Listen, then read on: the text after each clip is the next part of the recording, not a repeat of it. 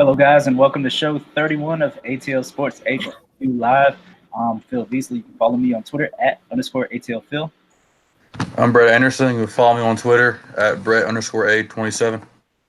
And I'm Coach Malud. You can follow me on Twitter at OC Coach M. Yeah, so not too much going on in the NBA world right now, but we're still going to touch on it, of course.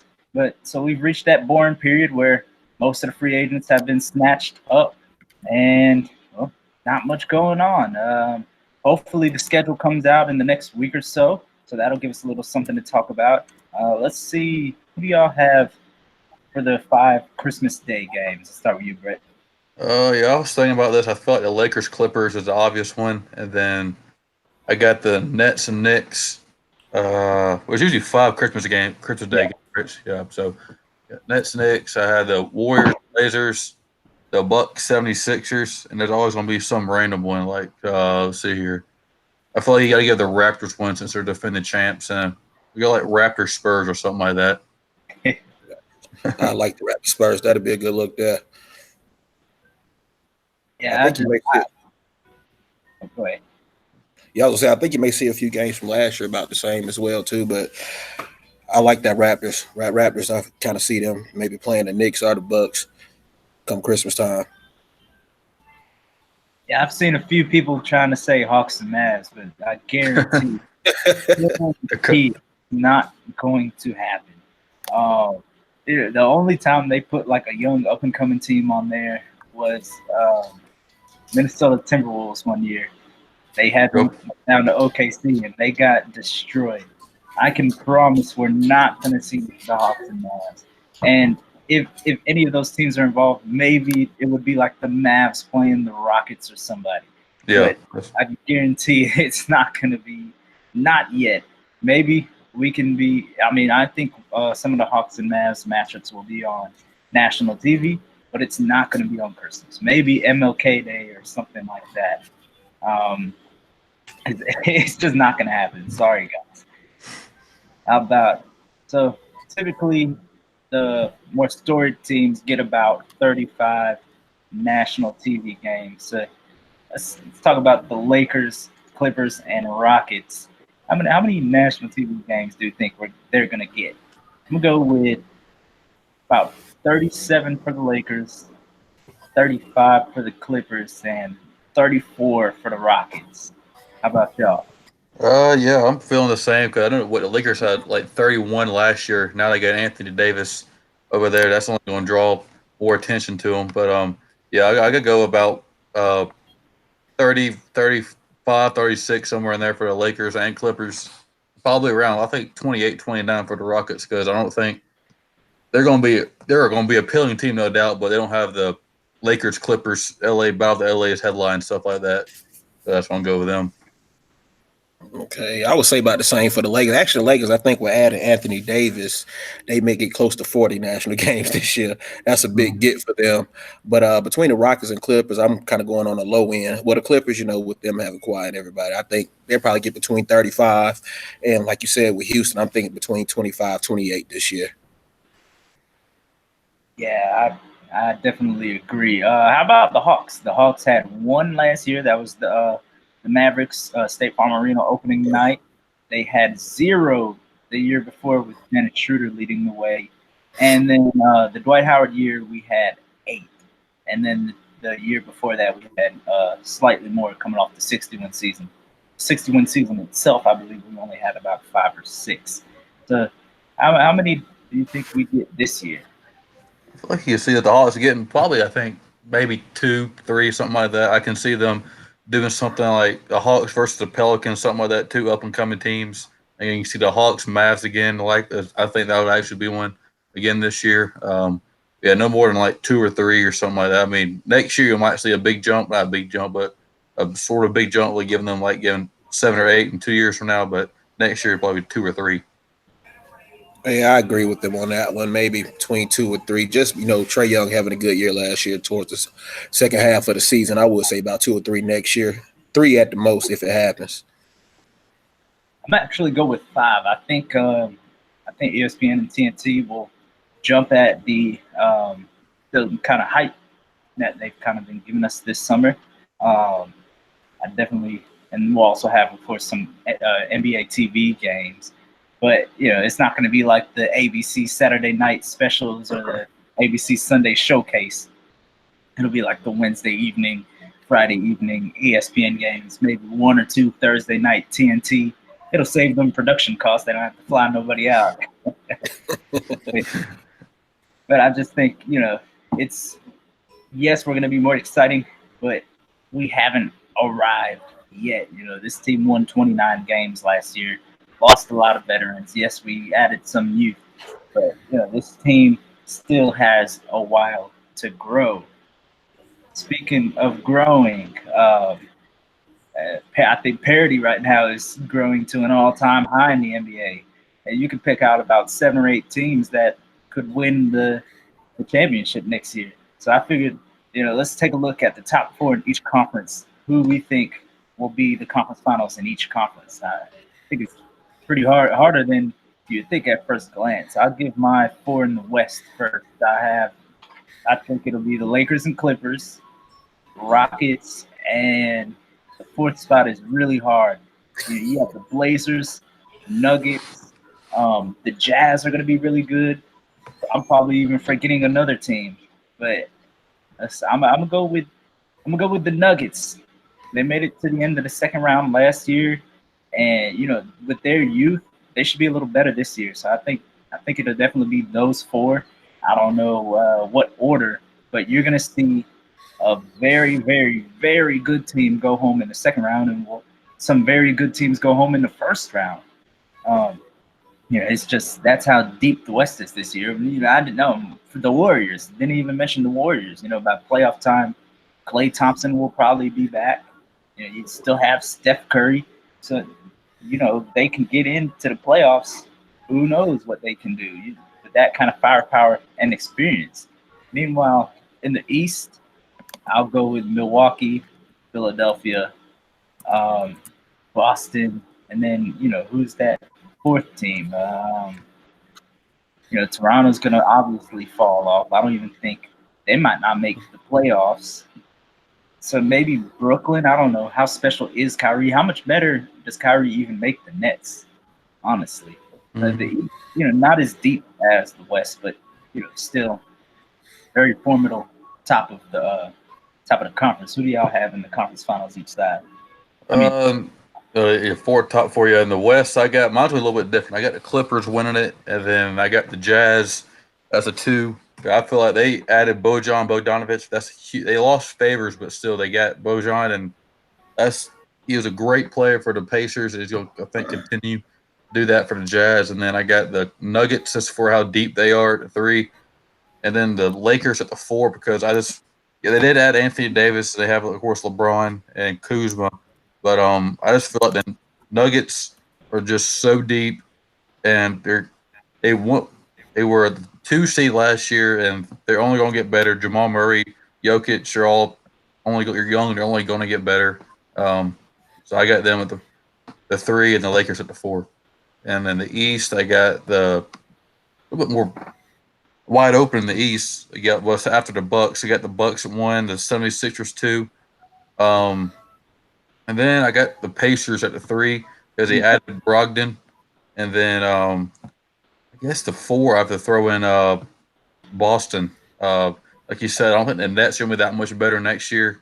I feel like Russell and Kyrie's probably a little bit better, but is not going to. They won 42 games last year. It's not going to make them a title favorite next year by swapping those 2 out. So that's my 4 in the East. Whew, tough one. Well, on the West, that's kind of easy for me. Of course, I'm gonna go ahead and go with the Clippers, Lakers, as well as Golden State, and then with my 4th, I'm gonna do a little throw off. I'm gonna go with the Trailblazers just because I like Damian Lillard. And we going on over to the East, like you said, that's real wide open. That's a tough one for me. Like I said, right now, only thing I can say is 76ers and the Bucks. I can't even give you a 3 and a 4 right now.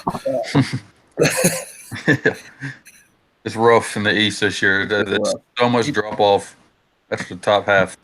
Right. I've seen some Hawks fans say we could be as high as like a 4 or 5 seed. Come on, guys. Stop. Hey, I wanted to be that guy for a minute. Hawks all the way, baby. I feel like I've said some crazy things with the Hawks, but I wouldn't even go that far. That's a fourth Yeah. seed. It'll be exciting, but it ain't time yet. Some Yeah, the other draft. NBA news. Jeremy Lin, still unsigned out there. I feel like he made a huge mistake taking that buyout from Atlanta. He was playing good. He was probably playing himself into a contract and potentially competing for a starting job with his numbers in Atlanta. Um, and then he went to Toronto and could not find the court. He won a ring, but now he says he is at rock bottom and thinks the NBA has given up on him. Um, and this is a guy that was, that lots of people were saying he needed to be starting over Trae Young early and midway through the season. I feel bad for those people, but do you think Jeremy Lin will get a shot? It's still July. There's still some moves to be made. There are some teams out there that need some backups. Do you think someone will give him a call? I feel like somebody will, but again, just go back to the thing for the Hawk situation. He said he had a great situation here in Atlanta, and he wanted out, and I don't know why he would ring chase and jeopardize a future contract and a contract year. But yeah, it's just I didn't agree with him doing that, but he did what was best for him. He thought at the time and he got a ring, but someone's going to give him a shot. But again, it's not going to be. I don't think there's going to be a contender or anything because they're all pretty much filled up at the point guard position. So you see a team like heck, even the Knicks go back out there again. I don't know what their roster situation looking like, but they can give him a chance. But yeah, the door's going to be open, but it may even go on well into the season this year before he finds a home, his next home. Hey, don't get me wrong. I like Jeremy Lin, but he is not a ring chase type of player. He's to me Exactly. he's a bench player. So I mean, I understand what he did. That was what was best for him. By all means, do what you got to do. But now he's putting himself in a position where, like you said, it can go into the season. He still may not have a home. Mm-hmm. Yeah, but I think even if he makes it to the season without a home, first decent point guard to go down, they'll give him a call. I don't think Most definitely. He showed at the beginning of last year that he has talent. He couldn't crack the rotation in front of Fred VanVleet and what was the other guard in Toronto? Was it still Corey Joseph? No, he was in Indiana. There was one more backup point guard Toronto had in front of him. But they had that old guy from the Warriors, didn't they? That went over there again. I can't remember his name either. Is that McCall? Nah, he wasn't playing either. There was one. That's true. Anyways, no matter who it was, he couldn't crack the rotation, but he got a ring. Jeremy Lin, it's gonna be all right. You paid $65 million during your career. Mm-hmm. I'll take it. Yep, I'll take it too. Yeah.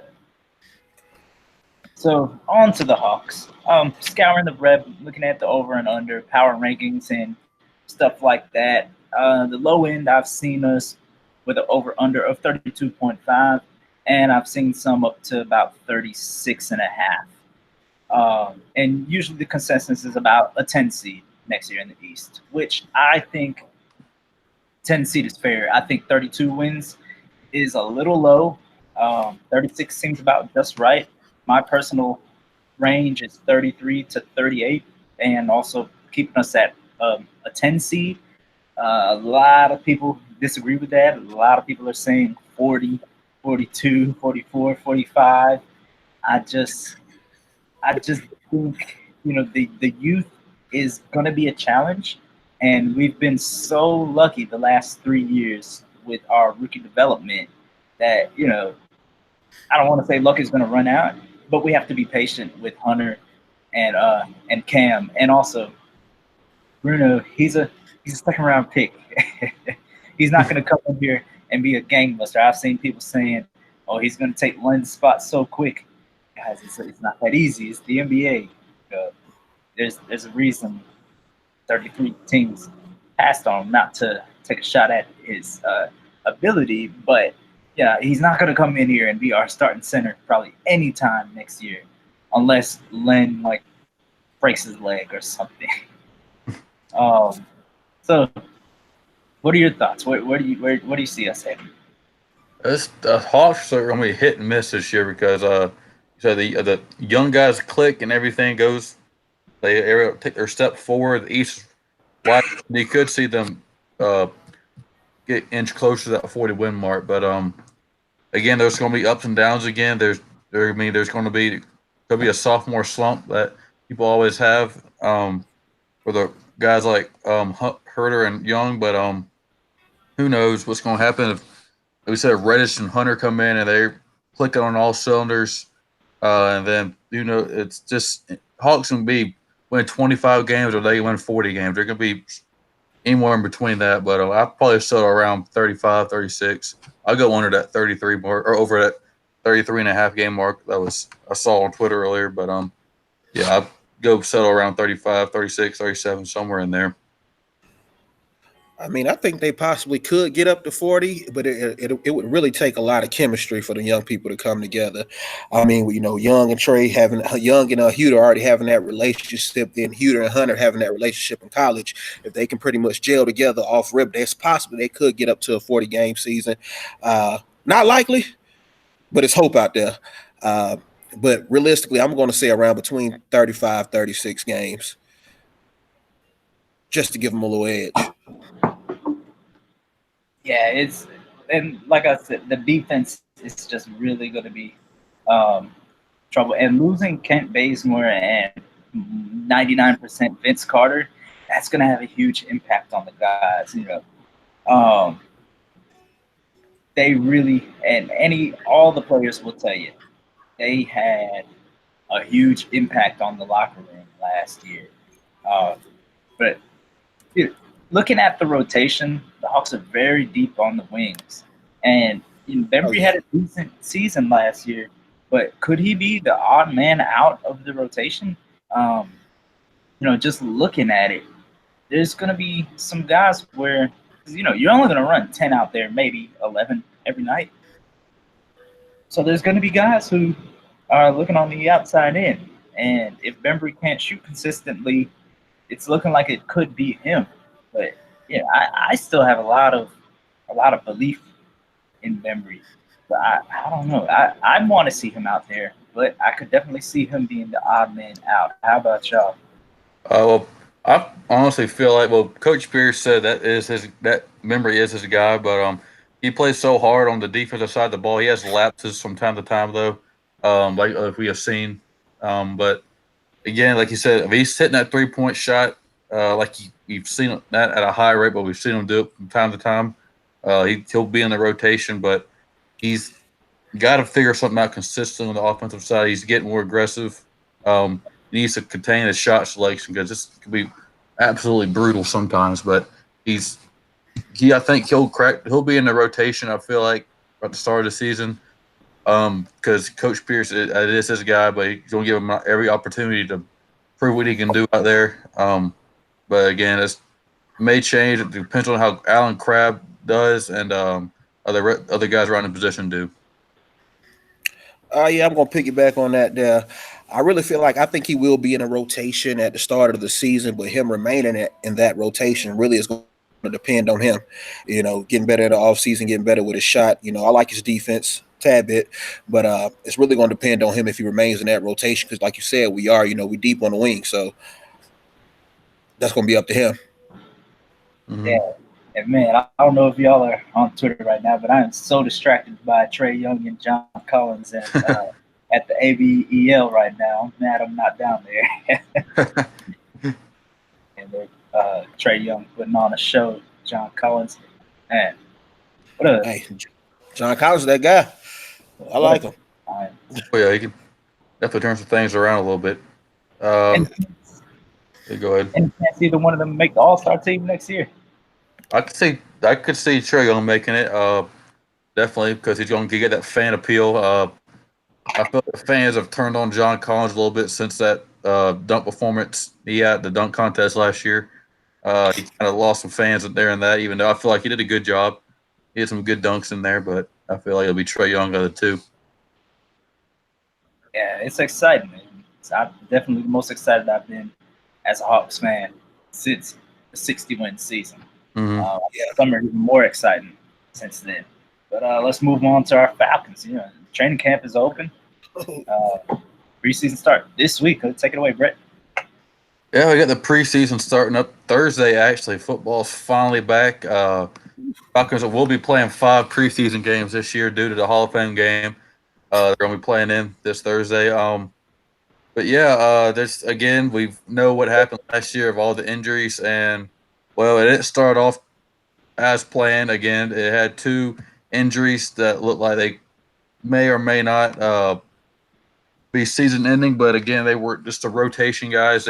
None of these guys are like hopefully nothing against those guys, but they weren't up to impact like Deion Jones or Keanu O'Neal or Ricardo Allen we're going to have for us this year. But we replaced one. We got Alan Bailey. Felt it was a big signing. But yeah. What are y'all's thoughts on the injury bug that seems to keep plaguing Atlanta Falcons these past couple of years? I think at this point you got to look at the training staff. I really think they have an impact on the health of guys, and when you start to see a lot of guys go down with those kind of injuries, I really think you have to look within. So I don't know when's the last time they've made any changes within the within like the training staff department, but if we have another season like last year, I think it's going to be time to make some. Hey, they ain't drinking enough pickle juice out there, man. That's how I look at it. But yeah, like you said, the training staff. I mean, it's football. Injuries gonna happen. You never like to see them so early before even get started with preseason when fall camp just started. But day in, day out, you're going to see injuries. Just hoping guys be able to get better and get back on the game. Like you said, the rotational players. As long as our key guys ain't out right now, we should be in good shape. I can't agree more with that because we saw what happened. This is devastating injury after devastating injury on, especially the defensive side of the ball. And you lose Keanu, Debo, and then top it all off, you lose your quarterback at the defense and Ricardo Allen. It just was a disaster whatsoever last year. But something over to a good note here. Julio is at training camp. But we know about that new contract he's been trying to get. Again, he's there, but of course you got a guy down in Louisiana. Michael Thomas keeps crying on Twitter about how he can't get his new contract over there, and we seen all those jokes about him having 36 yards on 4 catches in the NFC Championship game last year. But what y'all's thoughts on Julio trusting Arthur Blank and showing up to training camp this year and then that put on a big pity party like we've seen other stars do? Yeah. Y'all think Mr. Blank kind of slid him a check somewhere? Something's definitely going on under the table. He even said a word about it. And it's such hey, now you know what he did? He said, "Hey, Julio, this yacht yours for the month. Be at camp." He had to take care of. I didn't even know Deion Jones would. I wouldn't have guessed Deion Jones would be getting one before Julio was, and then I wouldn't expect the Grady Jarrett thing. Kind of went like, was it going to happen? Then 2 hours before the deadline, Arthur Blanken was on a plane with him and Julio. No, it was Deion and Julio, and then I can't remember who was on the plane, but regardless, they got the deal done. Then Deion and Julio were on a plane. Debo got a deal done. So Blank's got something going on, and I love it, whatever it is, because he's doing a great job. It's got all the players' trust right now, which is good. Oh, yeah, that's good. Yeah, let's see here, Rob. But yeah, again, we saw. I guess it was last night that top 100 NFL Network does this top 100 rankings for the players, and the players vote on it. They don't vote for all 100; they vote for the top 10, and whoever gets the most. You know how that goes. Dude gets the most top 10. They're ranked in that order in top 10.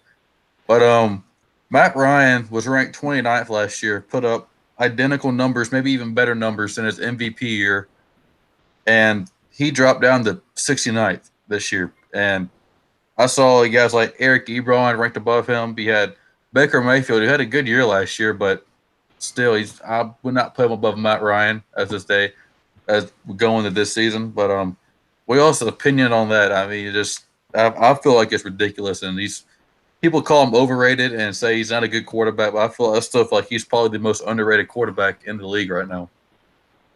Yeah, most definitely. Matt Ryan.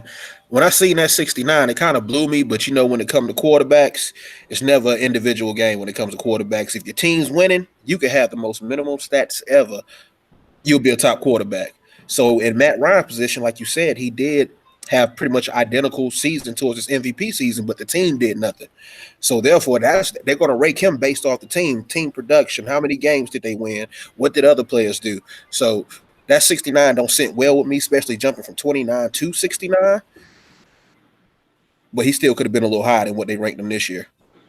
Yeah, I don't get it at all. I mean, Matt Ryan arguably had a better year last year than his MVP season. So how does he drop 40 spots? I don't know what the people are looking at. So oh well. I mean, Matt Ryan has been underappreciated all his life, even by Falcons fans. You still see Falcons fans saying we need Vic. Vic's about 45 years Oh old. gosh, I get tired of hearing that. I get tired of hearing that. What did Vic do when he was here? Don't get me wrong, he's very electric. I love me some Michael Vick, but come on now, that's apple to oranges. Yeah, you can't compare the two. I can't agree more with that. I mean, I've heard crazy stories about that. I mean, people said, "What has Matt Ryan done?" Like he said, "What did Mike Vick do?" He went to the NFC Championship game one time and lost. It was offense Matt was Ryan pretty much won a Super Bowl, but yeah, Really, pretty much. Yeah, it's crazy. I've heard all kinds of crazy things, but we'll forget about all that and move on to some good stuff here again. Like I said, the Falcons play on Thursday. Um, I don't think we're going to see Calvin Ridley Thursday due to that hamstring injury. I feel like you'll probably won't see him until maybe the second game, but probably the third game. Um, but yeah, I don't know about y'all, but I'm excited for football to finally be back. I saw Clay Travis tweet something about this. Once actually this last week was the last week without football until February, like sometime in February. So it's like getting that time of year again. But again, what do y'all expect to see from the Falcons? How much you see the starters playing on Thursday, and what do you think you'll see there? yeah, with an extra game in the preseason, you might see Matt Ryan and company come out there for a drive, and then But yeah, I think you'll see a drive. You definitely at least see one drive from them because you'll see. I don't know because yeah, I'm kind of in between on it because he says that extra game you'll usually see more in the last preseason game than obviously the first couple. But I can see them playing a drive, maybe even two drives. At least Matt Ryan getting two drives and Julio. I could care less if he plays at all in the preseason. We know what he's going to do. I wouldn't want to see. I would even let Deion Jones, Keanu Neal, and Ricardo Allen all them rest, or maybe let them play a couple like 10, 12 plays, something like that. Yeah, I agree with that as well. I'm Let's see actually here. interested to see. Yeah, I'm actually interested to see. What's his name? Marcus Green, the receiver, the return specials we picked up in the Oh yeah, draft. yeah. Marcus Green. Yeah, I want to see what he does. Yeah, That's kind I'm of like on this year. John Kaminsky too. He Uh, came from that small school, but was it Charleston? But he looks beautiful off that no, edge, though. it's like yeah. I forget where he come from, but they say he's looking real good so far in the training camp. So hopefully, we'll see what he looks like. Well, I've seen a Uh, depth chart for the Hall of Fame that game. They got him on two deep right now, so mhm. I would assume that he's doing pretty good in camp right now. Yeah, I would say you'll probably see him probably the second series, something like that. Maybe rotate down the starter some. Yeah, I've only seen good things about him. So and we knew once we drafted him, we knew he was going to be a project. But Dan Quinn loves him some projects, and they can get the most out of those guys. So yeah, I'm definitely excited to see what we got from there. But again, want to switch gears a little bit here to our Atlanta Braves. They dropped the game today, but again, the trade deadline's rolling around, and as it sets right now, the Braves are 5.5 games up in their division with the deadline approaching on the 31st. But again, we know this team has its holes, and we know we're in the bullpen. We could use another starter. Now, with all the injuries in the outfield, we saw Acuna go down today, but it doesn't look very serious. Got Markakis, he went down. He's going to be out for a while, from what it sounds like. Duval had a decent game today and get a good game yesterday. But again, what do y'all think the Braves need to do at the trade deadline? They would starting pitching. I think for me is at the bottom of the checklist for me. Playing relief pitcher, outfielder, and start pitching for me. But what do y'all think? Yeah, I think they just gotta get another arm. I'd say you need to. I still think they need a closer and then move everyone else down, and I think they'll be okay there. But they could use another starter. I think position player, of course. I think they're good despite all the injuries. They have depth, so they always have someone ready to call up just in case. So I think they're okay. They just, there's gonna be cold stretches on offense when you're a fiery offensive team like this. There's going to be cold stretches, and then of course there's going to be explosions like we saw Friday and Saturday. That's just the nature of the game. Last week there were some people saying, "Uh-oh, season's over," but the lead was still 4 games. Washington's going to go through another cold streak eventually. Philadelphia, well, we saw what they did Friday and Saturday. So it happens to the best. Look at the Yankees right now. The Yankees have been struggling. This weekend, everybody has cold streaks this year, well, except the Dodgers. Like the Red Sox last year. But, no cold streak. Other than that, it's okay. I still think the Braves are easily going to win the division, but they need to be thinking about the Dodgers at this point. They need to be thinking about what kind of moves can we make to beat the Dodgers, because you're going to have to beat them. Yeah, I agree. I feel like again, if you look at the Dodgers rotation, you see Kershaw, Ryu, and Walker Buehler, who got kind of roughed up a little bit today by the Nationals. But yeah, you look at the Braves rotation, the Keuchel, Soroka, and who else? Julio right now would be my third guy I'll throw out there. But you look at that, you're probably at the Soroka, depending on where you match him up at, might be the only one that, as you could say, might be better than his opposition if he's against Buehler.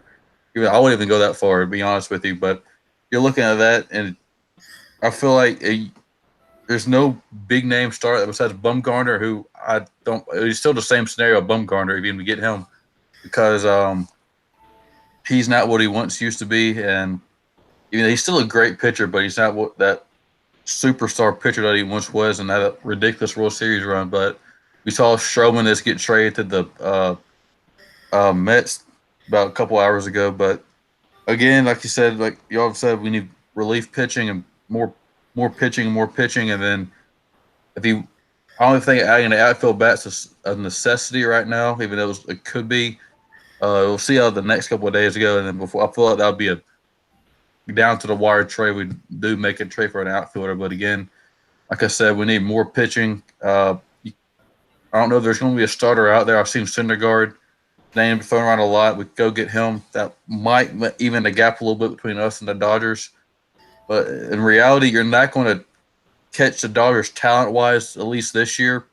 You just got to hope you do the best you can and put the best players you have out in the field. If it means go and get somebody for the pin or the rotation and the pin, and hope they have when the time comes to pitch against them, that they have a big performance like who pitched for us in Game 3 last year.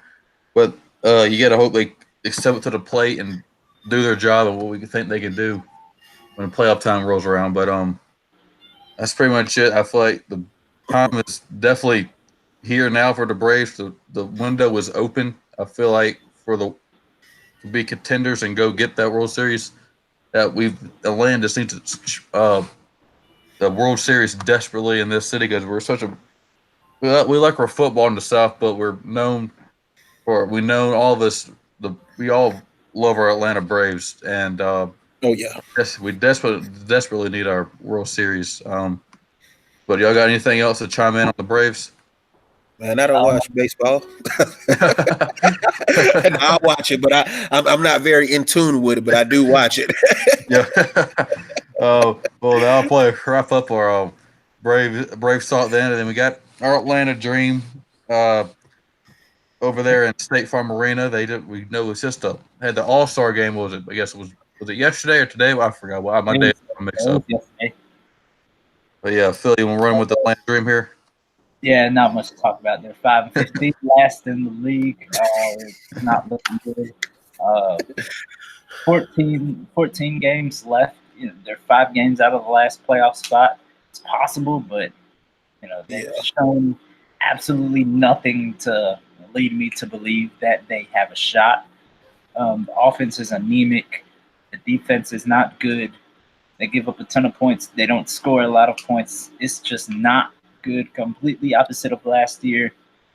It's just hard to explain. So maybe next year, but Yeah, still, maybe next year. people need to go support them. Yeah, and it's funny you say that. I mean, people try to support them, especially after last year. I mean, they've had good seasons, but when you want that support rolling in, man, you got to keep the enthusiasm there. You got to win. A season like this is when you really lose your support. I think the last time I went to a Dream game, I think was last year, and it was kind of empty then. Yeah, it's definitely probably the worst in the league. Uh, I wouldn't be surprised if they close up shop and move somewhere in the next few years. They should probably go to once that Skyhawks arena get done. They should probably play down there. Yeah, I mean, it would at You least know, look. Um, you're seeing a lot of the WNBA teams leave those main arenas. Besides, like yeah, Minnesota, Phoenix, and LA, they draw constant, 10, 12, 15,000 people crowds. But other cities like Washington, Chicago, they've moved to smaller arenas. So we'll see what happens. But as far as this year, yeah, that's looking just about done. What's up with college football, yeah. Brett? Oh, like I said, we got football's back, and I guess it'll be. I guess it was. What was it? My days are all kind of. I guess it was 4 weeks from yesterday. College football will be back. Week 0. They call it the headline game is Florida and Miami. But we don't care about that. We care about our Atlanta teams. We care about. I'm a Tech fan, so I care about my Jackets. They play Clemson on Sir. the 28th. Um, but before we get into all of that stuff, we'll start off with the teams. Like we go with Georgia Southern first.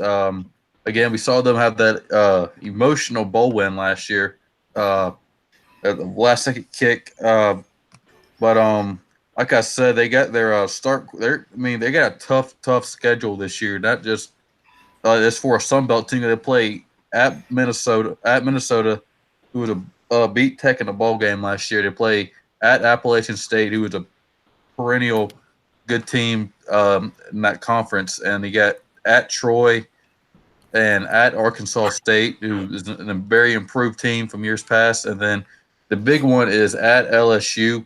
Um, I'm sorry, I don't. They probably don't have a prayer in that game, but we have seen them go into the swamp and beat Florida before. But their entire season really relies on quarterback Shea Wertz. He's a problem. He's a real problem for defenses, and he can win and lose games like we see in Justin Thomas for the Yellow Jackets running the triple option. Wertz is that kind of player. He can definitely win a game by himself. He's that type of player. He's extremely athletic, and it's just the passing game is a little bit up and down, but it always is in triple option. But I see them. I don't think they're going to win the Sun Belt this year due to how good Troy and Appalachian State are this year. But I could see them hovering around that 7-8 win mark through their tough schedule, of that tough out of conference schedule. But yeah, what are y'all thoughts on Georgia Southern going into this year? Um, I haven't seen much of them. I know they used to be a powerhouse, but they've kind of, since that coach left, they've kind of fallen off. But they have a great program down there, and if they can get it back going, you saw what they've done. They've won in Florida, them and Georgia State. They're just on the rise, and I think in the coming years they could be household names. Yeah, Georgia Southern. I'm gonna be honest, I ain't watched them in a long time. I think I got so fed up with the triple option, I stopped watching any team that ran it. But yeah, they're going to be exciting this year. Yeah, we'll go across to their, I guess, cross-state rival here with Georgia State. I know they kind of had an up and down uh, start to their football uh, uh, team, but who knows? I mean, they have a good-looking squad coming back, but again, they open up in Knoxville, and I don't see that going too pretty for them. But yeah, that program is definitely, we know it's in a hotbed and it's in Atlanta. We know all that type of stuff. Um, but like I said, they got a decent lower team returning back. They have a nice quarterback. Yeah, they have a very good quarterback. They can definitely make some noise due to their offense, and I feel like they can hover around that 6-win mark, get into that bowl game. But like I said, it's going to be tough for them. They're still in that building process but they're definitely knocking on the door, starting to break through in that I guess before they enter the Sun Belt, and I feel like they're they're close to breaking through. They had a lot of close losses last year. I'm just looking at the schedule right now. They lost by 3 to Coastal Carolina, but they lost by 9 to Texas State. They lost. I remember watching this game, the Arkansas State game. That was a complete up and down roller coaster ball game. They actually stole a game from, but no, was that what is the FCS one? But they stole a game last year from Kennesaw State. Yeah, absolutely stole. But yeah, I mean Kennesaw State. There's no slouch. Obviously, we'll get them in a minute. But what do you have any thoughts on Georgia State heading into this season? Georgia State, I actually been paying attention to them. But yeah, man, I think they did a lot in the off season. One of the things that I actually, like what they did was acquiring Coach Jimmy Smith, the head coach from Cedar Grove High School, as their running back coach and recruiting coordinator. With his, just with him being in the city of Atlanta, his connections, all the kids he knows there, it's really going to boost Georgia State's recruiting up, as you can see it has done this year for them. And I think they have a decent season. Won't be a season, but it'll be pretty decent. They just keep adding them key pieces to them and just, pretty much building on a program. To me, they're still fairly new. So they keep building. I mean, I think this year they'll be pretty decent. Like you said, they did, like you said, steal that win with KSU last year. They can capitalize on what they're working with this year. Great running back, couple good receivers on the team. I'm looking at maybe – I got a prediction for them. I want to look at the schedule first. I mean, the schedule is, again, it's not very appetizing if you're looking for a big breakthrough season for them. It lines up pretty tough for them. Yeah, Sun Belt's pretty tough. It's definitely underrated conference because, like you said, Troy is always that team that seems to pull off an upset every year or so. They always have a good team down there, but yeah, they're going to be tough to get a gauge on at least for this year. Again, but we'll see how they do. But again, we'll go on to the team that really has they started up their program have just been nothing but a powerhouse in FCS. That's Kennesaw State. We know about the end of last year was not the end that we all hoped for them, but they had a great year. But again, they did lose their best player, arguably, in Chandler Burks. He was just their whole offense. He was a big time player for them. But their quarterback right now, or at least from what I've been reading about the last couple of weeks, no job has been won yet. But Daniel David, he seems to be poised. He seems to have that athleticism that Burks had, and can really pick up where Burks left off. And they have the third highest scoring offense last year, and their defense has always been their strong suit. And they have everybody back on defense. Basically, they have a stacked defense again, and that's what's going to keep them going. I feel like they're due to their quarterback change. It may be difficult to crack. I feel like they're going to make the FCS playoffs again this year, but I don't know if they're going to have that miracle, that Cinderella run we all hoped for. We saw last year from them, but we'll see. I feel like like I said, they'll make the playoffs, and they could make some noise if the offense clicks. But again, it's all going to depend on how we suppose Daniel David will be, and how Shaquille Terry, how those guys gel, and how the offense picks up. We all think about Kennesaw State. Yeah, I don't think, if I remember correctly, Kennesaw State hasn't lost a conference game in over 2 years now. So 2 years. The conference is absolutely garbage. So even though they lost so much on offense, they should still walk through the conference with little resistance. It's when they have to go and play those playoff teams and the non-conference games is where they'll trip up. But they should easily still be back in the FCS playoffs. They just cannot get over that Elite Eight hump. We've seen them been tripped up there 2 years in a row now, and they actually got almost earlier last year. So we'll see what happens. Eventually, as they keep building their program, I'd really like to see them in the Sun Belt with Georgia State and Georgia Southern, and really have that that big three Georgia teams, well, little three really, have like a tri-rivalry in the state. And I think, is it this? No, not this year, but next year maybe. I think KSU finally plays like Georgia Tech. Yeah, they played Tech. I think it's 2020 and 2021. I think, or maybe 2021, 2022, or something. I don't know, but they do have 2 games of Tech lined up. So that'll be interesting. KSU really doing a good job in the Atlanta metro area, keeping a lot of these kids home that can't go to like Georgia Tech and UGA. So really, really good young program building up there in Kennesaw. Oh yeah, I like what they're doing up there in Kennesaw. Again, like I said, I got so tired of the triple option, I started watching it everywhere. But I actually like the way that Kennesaw State runs it. It's really not the same, old school spread that they ran at Georgia Tech. He actually switches it up a little bit, so it makes it a little more exciting. They actually pass a little more than Georgia Tech did as well.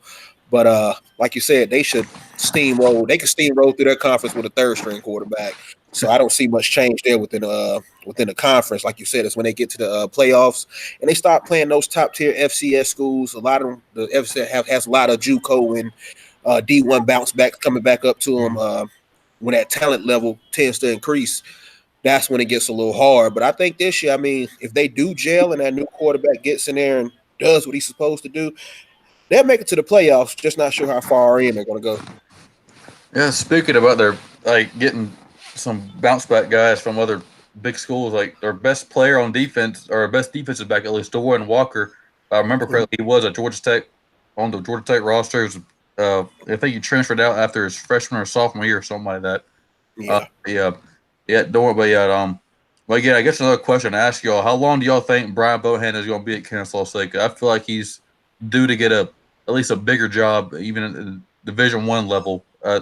May not be a Power 5 school, but somewhere in a Group of 5 school, something like that. Right? Do y'all think he's on next up to get one of those jobs out there somewhere? Yeah, maybe Air Force go looking for a coach. Then I'd say probably this year. I don't know if maybe Georgia Southern, did they abandon it with this coach they have now? No, they kind of run they not the old school style anymore, but they have the basics of it still down there at Georgia Southern. They watch out for them. Yeah, I thought everybody thought Tech might even try to steal Bohannon, but there's obviously that triple option that ran its course at Tech due to the fan base. I keep seeing on Twitter.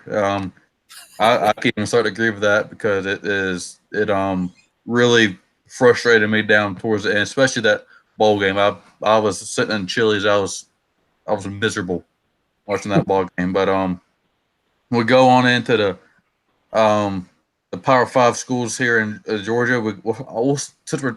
I know me and Coach are Tech fans. I know you're a Tech supporter too, so we'll start off with Georgia. We'll save Tech for last. We'll go with Georgia next. Like I said, Georgia this year they got the best offensive line in the country. I feel like that may not even be a debate. They're huge up front. They got some probably at least 3 first-round picks on up there up front. But again, their defense. They got it. If they don't get any pressure, they're not going to. They might even win the SEC East this year because Florida is going to be they're not they're back. Well, they're not back, but they're going to be a little pest for Georgia this year. But like I said, if you don't get a pass rush this year, you're not going. Your ultimate goal is to win a championship if you're Georgia, and you're not going to do that this year if you don't get that developed pass rush. But what I've been reading about for them, they have some young guys that are showing out over there, and their defense, their secondary, and their linebackers are going to be as good as they've always been. You got the top. I feel like Fromm probably is a top 3-2 quarterback in America right now. Behind, I think he's up there as a debate all the time, but I feel like he could. I think he actually is better than Tua. But Lawrence is a different story. That guy's just a different animal. But story for another time. But yeah, Georgia, they're going to be interested this year. They could be. This could be a year they win 9-10 games, something like that, and then next year could be their year, or the year after the next year could be their year. But I feel like the window is still open. The Georgia, this is one of their years they need to come through because after Fromm, their quarterback position is unknown. They got that kid, or the freshman kid from they got on Sunday from Ohio State that just came in. But I feel like what do y'all think about Georgia? I feel like they have what it takes to beat Alabama this year. I feel like they can win that championship this year, but I wouldn't call them the favorites. I call them again, like everybody consensus, the third best odds to win it all this year. But what do y'all think about UGA? Y'all see them getting over the Alabama hump and beating them finally, whether it's in playoffs or championship game? Not going to happen. I don't see any Saban protege beating Saban. I mean, like I said, as much as it kills me to talk good about UGA, this year I think their strong point is going to be their secondary. You know, with LeCount, I think he's going to be the anchor in that secondary.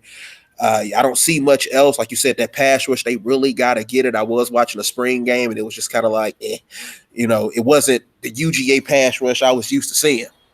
Yeah. Now on the offensive side of the ball, like you said, that offensive line is ridiculous. You talking about 5 guys, 330 plus, some big boy.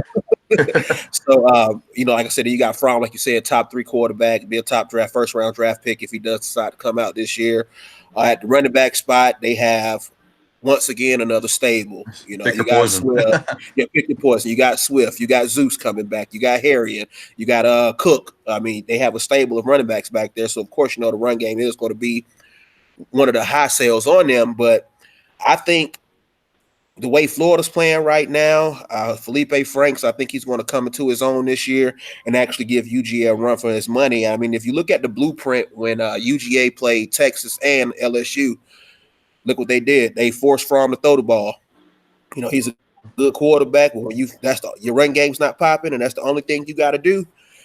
You're going to throw some picks. You're going to throw some INTs. You're really going to let the game be decided by Fromm in your passing game. And speaking of UGA's passing game, they ain't got no receivers. you know, with the dismissal of J.J. Holloman, they're going to be dependent on some freshman receivers. You got the one guy, he's 6'5", 210, can't remember his name. Yep. Red shirt. Pickens? Not Pickens, it's he just came out. I forgot. I know you're talking about. I can't remember his name either, though. But yeah, then they got a transfer from Miami too as well. But he was a bench warmer at Miami, so I'm not expecting much from him in the SEC. But like I said, I'm looking at UGA. I see 2 losses for them this year. I don't see them getting over that hump. I don't even see them making the SEC championship game because I think Florida will beat them this year. But if they did play Bama in the SEC championship game, I don't see them beating Bama. I don't see them beating Auburn mainly because of Gatewood. The quarterback they got down there, 6'5", 240 pounds, 4'5", 40. Guy has a ridiculous arm. If he gets the starting job over, what's the other guy's name? Willis. Was it Malik Willis? You there? I can't remember either. Yeah. So, but with them, like I said, I see UGA losing 2 games, and if they do make it to the SEC championship and play Alabama, I don't see them winning that at all because Alabama just reloads every year. Jared Judy, arguably the best receiver in college football right now.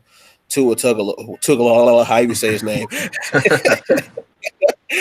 Even if he goes down, I don't know if you guys watched the Alabama spring game, but his brother has a cannon. His release is so fast. His release is so fast in slow motion, it was still fast. So they got a nice little stable down there in Bama. So Georgia, like I said, I see them losing about 2 games this year. I don't see them making the SEC championship. I'm right there with you. Again, like I said, it depends on how Felipe Franks does this year with Florida. I think he is going to come to his own, but I do I do have Georgia and Bama in the SEC championship game. But like I said, they have an extremely tough schedule this year. They got Notre Dame and A&M. There's a crossover game this year. But the good is they get them both at home. So that is a good part about that for them. And I think they go to they play Auburn. I think they play at Auburn this year. I can't remember. Yeah, they play at home last year. They play at Auburn next year or this year. Yeah, they at Auburn. So their schedule's going to be tough this year. But because A&M is going to be a problem, Notre Dame's always a problem. So we'll see. We'll see what goes from there. But we'll go to all of our guys' team here. We got Georgia Tech Yellow Jackets. We got the new era coming in with Jeff Collins. But we get a first Power 5 job. You get to go play Clemson in their house off a national championship game. So that's not the way you want to usher in a new era right there. But a little bit of hangover. Yeah, they're having a little bit. Yeah, they could be having a hangover. But the good news is, I mean, Clemson truly really has no film to go off of. So if we had to play, we have to play them every year. But if I had to pick a game to play them in, it would be this game because they have just a film basically in the spring game film, which we did not showcase a lot in the spring game from what our coaches said. But it's going to be fun this year. Expectations I've seen from low as 3 wins to as high as 10 wins this year. It's really because the schedule is, besides the Georgia game, the Clemson game, and the Citadel game, there's every game you can flip a coin basically the rest of the season. Because, like I said, I mean, who knows? They could. I'm not saying they can't beat Clemson or Georgia, but I'm just saying extremely unlikely, at least the way it sets on paper right now. But like I said, there's no film on Tech. They could go up. I think they're going to go up against Clemson at least. It's going to be a close game in the first half, and I think you'll see Clemson pull away in the second half. And maybe Dabo may come to the point Dabo's a call to dogs again. He always did that for Paul Johnson, but that may not be the case under Collins. But like I said, who knows? Lucas Johnson is supposed to. If he's a starting quarterback, the kid's got a cannon. He can throw it. He can run it. He can do it all. I'm very excited for him, and of course, we don't know who the quarterback's going to be at all. It could be Oliver. It could be James Graham, who's supposed to be the best of the bunch if we just pick up the offense. You got, of course, the guy I'm excited about, Jordan Yates, coming in, but it's unlikely for him to come in and win the job as a true freshman. But again, like we said, Georgia got a stable of running backs. The same thing kind of goes for Tech due to kind of what the roster was set over. But the guy that could end up getting the playing time and could end up being the best of the bunch by the end of the year is Jamias Griffin, a true freshman. The kid is – I saw one of the strength conditioning photos of him. The kid is – it's ridiculous. Hey, reminded me of DK Metcalf. Yeah. The kid, he's not built like a typical true freshman. So it's insane. But the question marks come on, like Georgia. Where's the pass rush going to come from? We know what happened, the sad story of Brandon Adams and stuff like that. We lost Henri St. Amour last. It was a top sack. It was a sack leader last year. Where's the pass rush going to come from? Or can the linebackers step up because they were atrocious last year? Besides Charlie Thomas, he was a bright spot. But again, Curry, when he's healthy, we said he had a big spring. When he's healthy, he can play. And the question mark, I'm not worried about the secondary. I'm not worried about the secondary is our strong suit. I'm not worried about it. Playing straight up man. Just get to the quarterback and just find ways. Collins has been known for that everywhere he's been. He's a master of mayhem for a reason, and he's going to create chaos. Andrew Thacker is going to create chaos and come up with all different schemes to get to the quarterback. But X factor, if Tech gets a pass rush, they could be in the 8-9 win territory or 7-8-9 win territory, which Coastal this year that can win into Coastal. and they get to meet Clemson again at championship game. But again, it's going to come with I'm not worried about the offense. People think it's a drastic change. It's not. And everybody's saying you can't transfer from triple option to this type of spread. And I counter that with, well, that's harder going from a pro style offense, which Tech had before triple option, to the triple option itself. And Tech still won 7 games that year. That thing was 7 games. And you're basically going, you still have triple option, option principles with all the read option type stuff they're going to run this year. We still have some of the principles in there, and it's not a drastic change. We had a great recruiting class last year and the years before that. So it's not like we're left with this empty well. We got a complete rebuild. We got talented players, but do y'all have any insight, or what do y'all think Tech's going to do this year?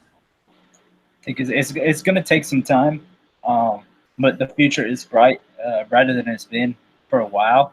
You know, as we saw at the spring game, you know, there's energy, there's excitement, there's direction, and you know that hasn't been felt in a while now. And I think you're seeing it with the recruiting class. I mean, look at this. I mean, probably the best setting for the stadium, a great school, great campus, and a hotbed of talent in the area. So if they can start keeping these kids home, you know, Tech can be that powerhouse they deserve to be. Yeah. And then, like you said, I want to kind of go back to the Clemson game. I think the odds are actually with us in that game. Like you said, they have no film on us. The spring game was very vanilla, so you didn't see much from our defense. But, you know, with them rebuild like they had, their whole defensive line is gone. So right now they're plugging in new players. And, I mean, and Dabo, he's in the business of developing players. So kind of, you know, how Jeff Collins is. So they like to say, you know, we don't have the talent on our roster or coming from the triple option is really going to be a pain for us. But you got to understand that none of these kids played in the triple option in high school. The bulk of them played in a spread offense, a pro style offense that, you know, so they're kind of getting back to what they already know, just kind of put it in place on a P5 level. So I actually feel like we're going to fare better against Clemson than most people think we are. Just element of surprise is kind of the best way to go, you know. We're coming in, especially with being the first game, like you said. If I was a new head coach at a school like Georgia Tech, I would want Clemson to be my first game, you know, because you never know what happens. With, like you said, no film, you could possibly upset them. That just changed the whole dynamic of the program. And then, like you said, looking at our season this year, like you said, between the Clemson, UGA, and Citadel game, everything else is a toss up. Then everybody throwing Miami on the top right now, but I don't know if you guys have been watching Miami. They don't even have a quarterback. Tate Martell is not that good. You know? And I don't think they're going to be as good as most people think they are. Then also with our defense, just Georgia Tech in general, I think our biggest issue is going to be in the trenches, offensive line, defensive line. I'm not worried about the receivers. I'm not worried about the running backs. I'm not even worried about the quarterback play. I think Lucas Johnson is actually going to do what he has to do to get the job done, you know, because he's a pro style quarterback. You know, I mean, he's been hurt, so he hasn't had to deal as much with the triple option as any of our other quarterbacks had to deal with. So he's probably still fresh in that pro style system coming from high school. So I mean, with us, like I said, it's a toss up. We could win 6 games, we could win 9 games. It's the ACC, it's the Coastal. There's no dominant team right now. You know, no. UNC, I don't see them. I see them winning 2 games, to be honest with you. Yep. I like Mac Brown, but Mac Brown ain't that good. Yeah, I don't get the hype with him at all. I mean, I just Mac Brown. That's the only hype they got. Their roster is not great. You know, again, they have a good recruit class for this year's class, but I'm not sure what the hype is about them. But they have a good freshman quarterback coming in. I do know about that. But I could see Tech anywhere. Like I said, I could see them winning from 5 to 9 games, somewhere in that area. Hopefully, towards 8 or 9 games. Hopefully, but like Phil said, we'll take time to adjust. The future is bright for sure. But again, it's going to be like I said, I don't think it's going to be a rough season. Everybody keeps saying, like other experts keep saying about outside the Tech. Like 3. Yeah. like I said, dead last. I picked dead last at the Coastal, and you ask people inside the Tech program like Kelly Quinlan and like guys with that practice every day, they're telling you don't believe in it because they see stuff every day. They say this team is more talented than what the other guys like Paul Feinbaum is guys like him. All they see is triple option. All they see is Yeah, triple option pro style. That's all they see. Yeah. They don't see what's actually going on within the Yeah. program. Speaking of that, have you seen these pictures from the strength and conditioning? It's insane. I mean, I don't know what the old staff. Of course, I guess they had their own program, but the old conditioning staff, I guess, I don't know what the heck they were doing, but they definitely got in better shape. And the big teams like Clemson and Georgia, you got to be bulked up because those kids come into Georgia and Clemson weighing, like you said, Georgia Hall much line is 330 pounds, and most of them are sophomores, so they came into the program pretty built already. So, but yeah. It's definitely going to be a bright future on the flats and over there in Athens. So much I hate to say that, even though I do go over there to the school in Athens.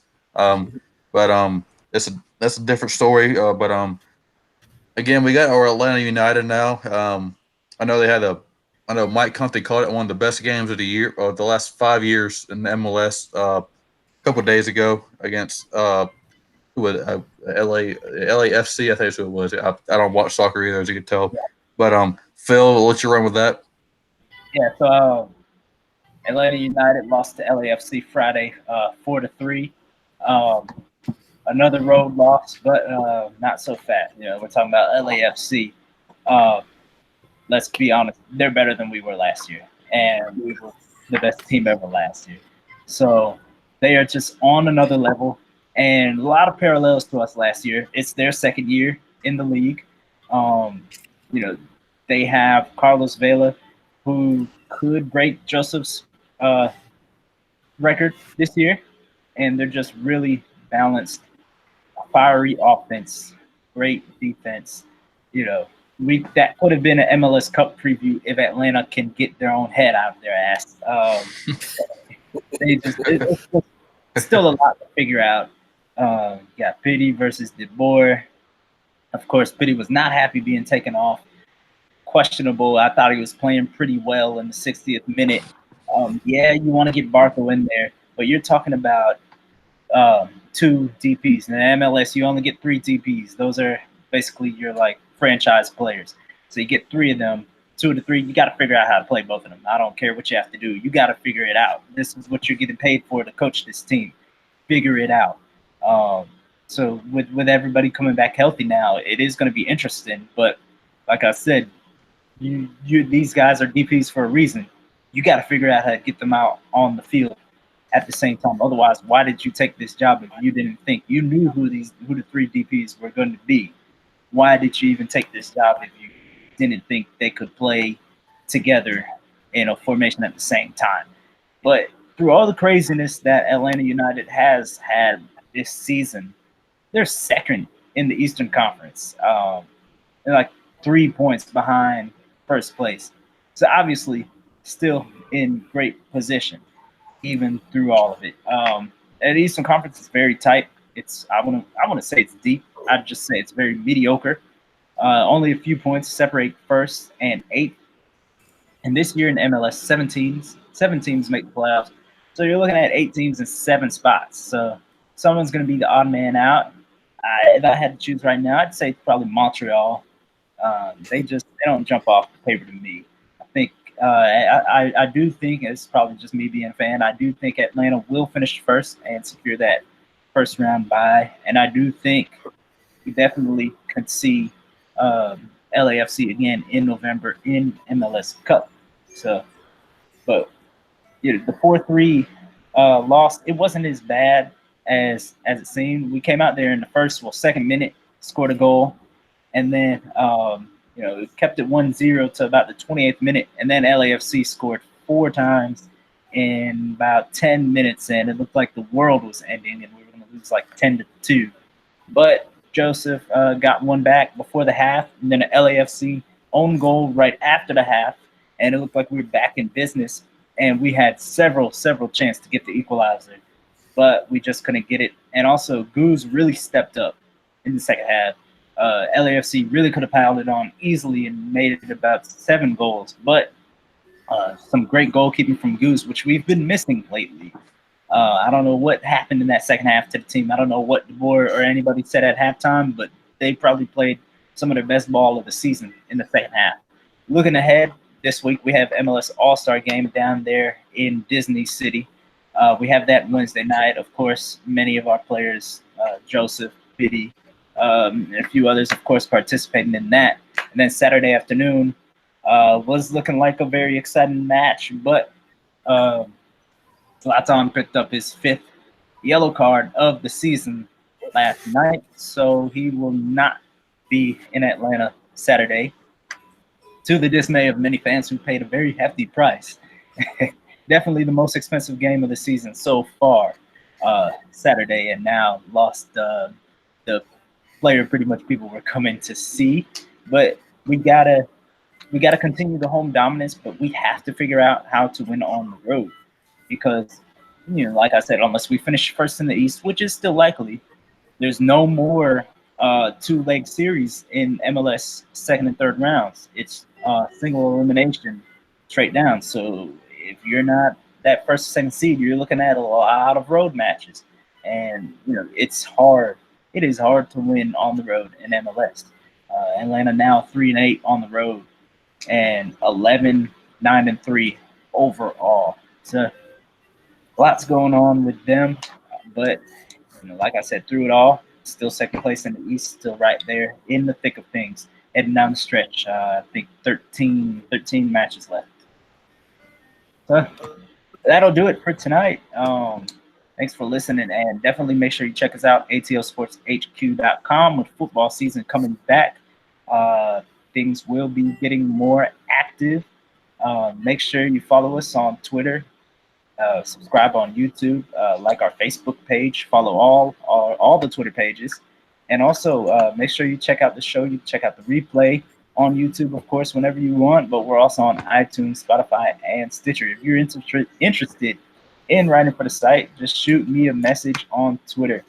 Y'all have any shout outs before we get on out of here? I'm just going to shout out besides the viewers, everything, thank y'all for listening and watching with the live stream. But I'll shout out the Mets and Blue Jays. What the heck are y'all doing? That Stroman trade, that was awful. Just, it makes no sense for the Mets. They have the worst infield in baseball statistically when it comes to field and ground balls. And they go out and get a pitcher who has one of the highest ground ball rates in the major leagues. It makes no sense. It makes no sense for the future. It's just because about the Chase Syndergaard. And then for the Blue Jays, you get two guys who are good prospects, but they're not great prospects, and you get them from one of the worst farm systems in the league in the Mets. And that goes back to the Mets again. You depleted your already bad farm system even more, and it makes no sense. That baffled me. I got to shout them out because how stupid that trade was from both sides. Hey, just shout out to everybody who tuned in and listened. Thank you for listening. Once again, follow me on Instagram and Twitter at OCCoachM. Go Jackets, and to hell with Georgia. Amen. Thank you, everybody. Thank you for listening to HQ Live, and we will see you guys next time. Y'all have a great week.